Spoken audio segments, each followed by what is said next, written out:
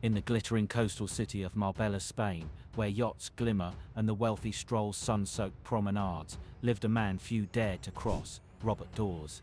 Known to law enforcement as one of Europe's most dangerous drug traffickers, Dawes operated from the shadows while enjoying the perks of luxury living. He wasn't loud, and he didn't seek fame. He thrived in silence, letting others speak his name in whispers. Robert Dawes was born in Nottingham, England, in the 1970s, and by the early 1990s, he had already immersed himself in the world of organized crime. In the streets of Nottingham, he was known not for violence, but for strategic thinking. He observed, learned, and slowly worked his way through the underworld, gaining control and respect. Unlike many street-level thugs, Dawes had a vision. He didn't want to rule a neighborhood, he wanted to control a continent. Even early on, it was clear he possessed a rare combination of caution, calculation, and ambition. By the early 2000s, Dawes had moved far beyond his Nottingham roots. He was now a shadowy figure, embedded deep within Europe's narcotics trade. His organization stretched across Spain, Belgium, the Netherlands, and beyond, the hub of his operation. The port cities of Europe, especially Antwerp, Rotterdam, and Algeciras. From there he moved enormous quantities of cocaine, hidden in commercial shipping containers, often masked beneath shipments of fruit, frozen foods, or construction materials.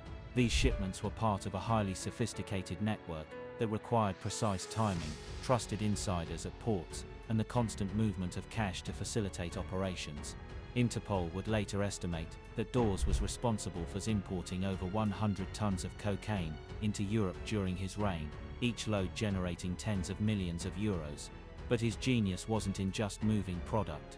Dawes developed direct connections with South American cartels, particularly in Colombia and Venezuela. He negotiated deals himself, eliminating middlemen and increasing profits.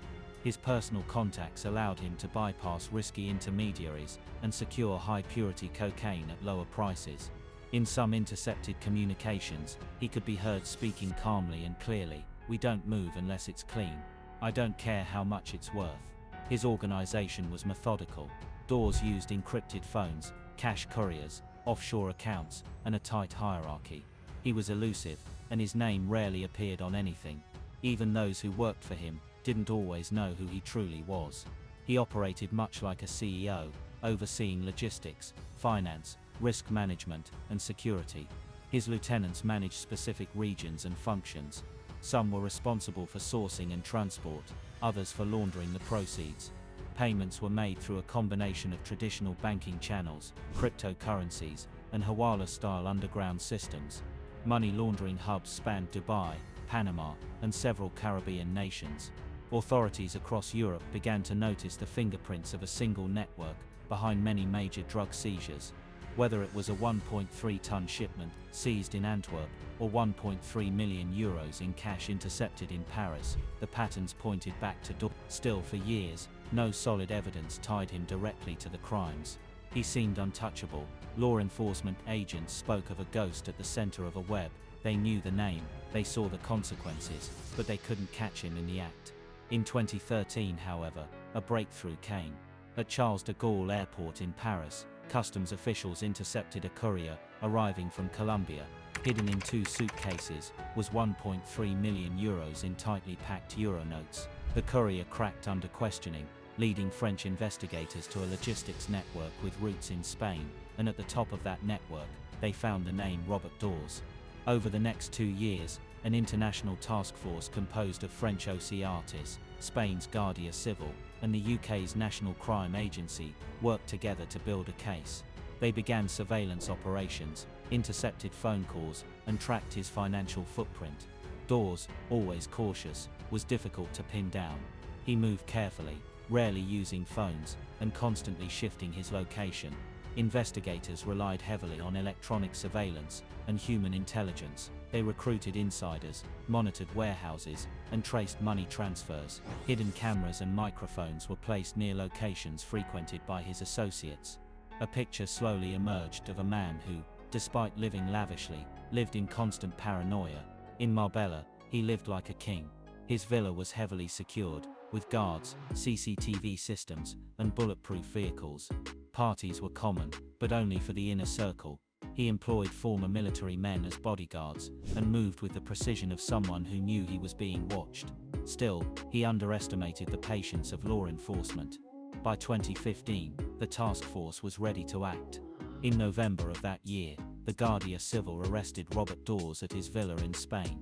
There was no dramatic chase or resistance, just a quiet takedown of a man who believed he was safe. Investigators seized encrypted devices, financial records, and documents linking him to international smuggling routes. But the real battle was just beginning. Dawes was extradited to France, where he was to stand trial for orchestrating the trafficking of over 1.3 tons of cocaine and laundering millions in criminal profits. The trial didn't begin until 2021, 6 years after his arrest. In court, Dawes denied all charges. He claimed he was a businessman and that the accusations were fabrications. But the prosecution had built a powerful case. They presented wiretapped conversations, financial records, and testimonies from informants who had once worked inside his network. One of the most damning pieces of evidence was an intercepted conversation in which Dawes bragged about being able to arrange large shipments of cocaine from South America with military-level security. The trial painted a clear picture. Dawes wasn't just another trafficker, he was the mastermind. He built a criminal enterprise that spanned continents, laundered money through shell companies, and managed operations like a Fortune 500 executive. The courtroom was tense, as prosecutors detailed how Dawes had helped transform cocaine trafficking into a high-efficiency, globalized business. Witnesses described the intricate levels of compartmentalization, the ruthless enforcement of discipline within the ranks, and the paranoia that ran through the organization. After weeks of testimony and cross-examinations, the French court delivered its verdict. Robert Dawes was found guilty and sentenced to 25 years in prison, one of the harshest drug-related sentences in modern French legal history. The message was clear: no matter how powerful, no one is beyond the reach of justice. With Dawes behind bars, his criminal network began to unravel. Authorities across Europe conducted follow-up raids, arrested his associates, and froze assets believed to be linked to his operation. His Marbella villa was abandoned. His offshore accounts zip files recovered from encrypted devices led to further prosecutions and helped map out other trafficking routes. But as many in law enforcement acknowledged, dismantling one network doesn't stop the trade entirely. The cocaine pipeline from South America to Europe is lucrative, and someone else is. Still, the fall of Robert Dawes remains one of the most significant victories in Europe's war on organized crime. It showed what international cooperation could achieve. It also served as a reminder of how powerful and invisible modern drug lords can be. His case is now studied in law enforcement academies and by criminologists interested in the evolution of transnational organized crime. Dawes once believed he could outsmart the system. For years he did. But in the end, it was his belief in his own invincibility that led to his downfall.